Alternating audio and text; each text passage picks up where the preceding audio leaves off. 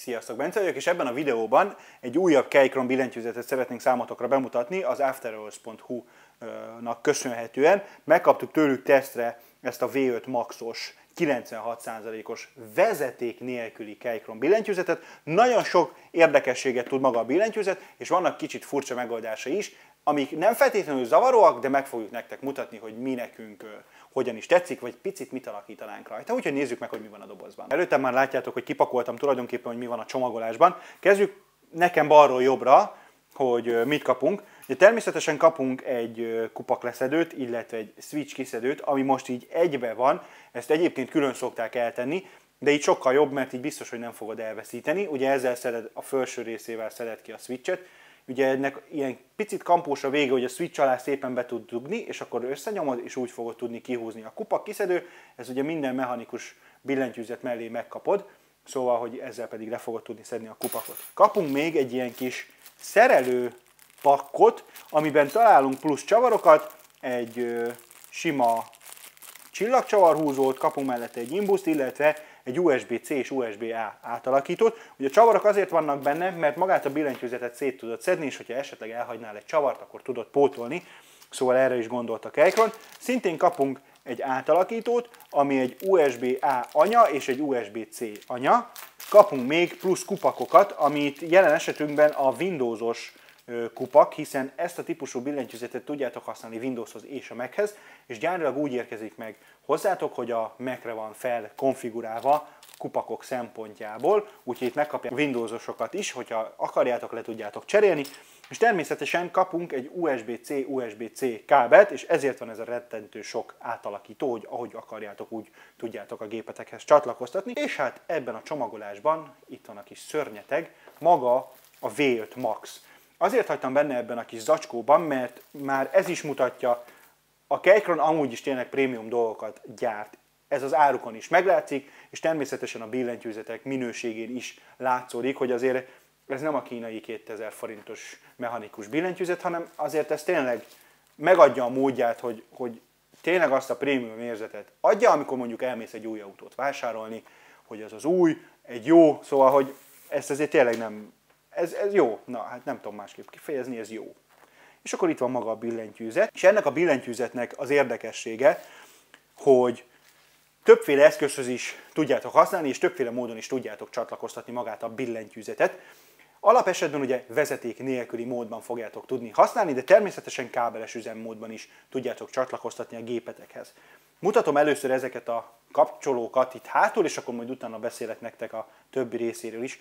Ugye a billentyűzet hátulján megtalálható egy módválasztó, ami ugye a Windows, illetve a Mac között. Hiszen, hogyha a Mac-en van, akkor ugye itt Option és Command van, hogyha a Windows-on van, akkor ugye Alt, Control, és ezeket a Windows gombokat találjátok meg majd rajta, úgyhogy e között a két mód között tudtok változtatni. Illetve ugye van hozzá egy csatlakoztatási mód váltó is, ugye ezt háromféle módban tudjátok használni, a kábeles, a vezeték nélküli, ugye a 2,4 GHz-es vevővel, illetve Bluetooth-szal is tudjátok csatlakoztatni a gépetekhez ezt a típusú billentyűzetet. A kábelt nyilván itt ugye a módválasztó szakaszon tudjátok csatlakoztatni, egyébként ez a Keychronos kábel nagyon király, tök jó a szövetborítása. A különböző vevőkkel pedig tudjátok vezeték nélküli módon is csatlakoztatni, azokat pedig itt találjátok meg magán a billentyűzeten. Itt kapunk hozzá egy USB-C vevőt, illetve kapunk hozzá egy USB-A vevőt, ami egyébként még azért is király, mert ezen van egy Keychron felirat, plusz ez a kis tok, ahová visszarakjátok a különböző vevőket, mágneses, szóval, hogy innen nem esik ki. Ez tartja benne ezeket a vevőket, nem fogjátok elhagyni, úgyhogy ez egy tök jó megoldás, amikor kivettem és így néztem, hogy mondom, ez mágneses. Mennyire király, szóval, hogy tényleg jó, mindenre gondolt így a Keychron. Látjátok magát a billentyűzetet, itt a felső rész. Nálam a Q6-os billentyűzet, amit mi szereltünk össze Marcival, ide valóvá kirakom majd számotokra. Hasonló kinézettel van összerakva, ott ugye mi különböző kupakokat kaptunk, ugye mi raktuk magunknak össze a billentyűzetet, és mi is úgy alakítottuk ki, hogy az ESC gomb, illetve a numlocknak a felső része, ugye a numlock rész, az ugye a más Mac-es gombokat kapta meg, így egy picit még saját ízünkre szabtuk magát a billentyűzetet, és ennél is Igazából megkapjuk a jó minőségű Keychron kupakokat, ezeknek tényleg gyerekek olyan állam a felülete, tök jó őket nyomkodni. A hangja nagyon király, mert barna switch-el kértük, direkt azért, mert ugye ez egy halkabb switch, ezáltal nem lesz az az írógép hangja neki, és itt nem is az volt a funkciója magának a billentyűzetnek, hogy gamerésre használjuk, hanem inkább arra, hogy munkára és minél halkabb, hogy ugye ne zavarja magát a családot. Erről már nagyon sokat beszélgettünk, hogy ugye van a kék, piros, illetve a barna switch, ugye a barna a leghalkabb, de ez is tök kényelmes egyébként játékra is. A kék az rohadt kattogós, bármelyik márkából is választod a kék switchet, az ilyen kattogós, írógépes lesz, az hangos, és nagyon sokatoknál, hogyha mondjuk gyerek van és alszik, akkor az bizony fel tudja kelteni, úgyhogy érdemes egyébként a switcheket is így átnézni, de visszatérve magára a billentyűzetre, a kupakok nagyon király, ennek az anyagának a típusát majd ide le fogom írni nektek a videó leírásába, illetve majd be fogom ide rakni természetesen az After Hours-nak az oldalát is, ahol ezt a típusú billentyűzetet meg tudjátok találni, és mindenféle plusz technikai adatot még majd tudtok olvasgatni magatoknak. Billentyűzet egy 96%-os kivitel, ugye ami szemmel látható rajta, ugye normál 100%-os billentyűzetek esetén ugye a Del, a Home, illetve az End gomb, az ugye itt a nyilak fölött kapott egy plusz részt, és azért nagyobb egy picivel, de tulajdonképpen csak 2 darab billentyű sorral nagyobb egy 100%-os billentyűzet, mint ez a kivitel. Ez tulajdonképpen azért jó, mert kompaktabbá teszi magát a billentyűzetet, ami még nagyon fontos, és ezt nagyon sokan írjátok, nem csak nekünk, hogy nem találtok ilyet, hanem az After Hours-nak az oldalán is többször látjuk ezt, kommentekbe és válaszokba is, hogy nem találtok magyar nyelvű mechanikus billentyűzetet, jó minőségű billentyűzetet, és hát természetesen ez a Keychron magyar nyelvű változatban is elérhető, persze más nyelveken is, de itt meg tudjátok vásárolni magyar nyelven is. Úgyhogy ez a billentyűzet, akár csak az én Q6-osom, vagy bármelyik másik, amelyik itt járt nálunk, magyar nyelvű kivitelben is elérhető. Rendes billentyűzetet tudtok használni akár munkára, vagy akár gamerésre is, illetve ami még nagyon fontos, a billentyűzet ugye természetesen RGB megvilágítással rendelkezik, magán a billentyűzeten találunk egy hangosító gombot, ez tök jól működik. Az RGB megvilágítást, illetve majd kitérek, hogy mi mit is változtatnánk magán a billentyűzeten.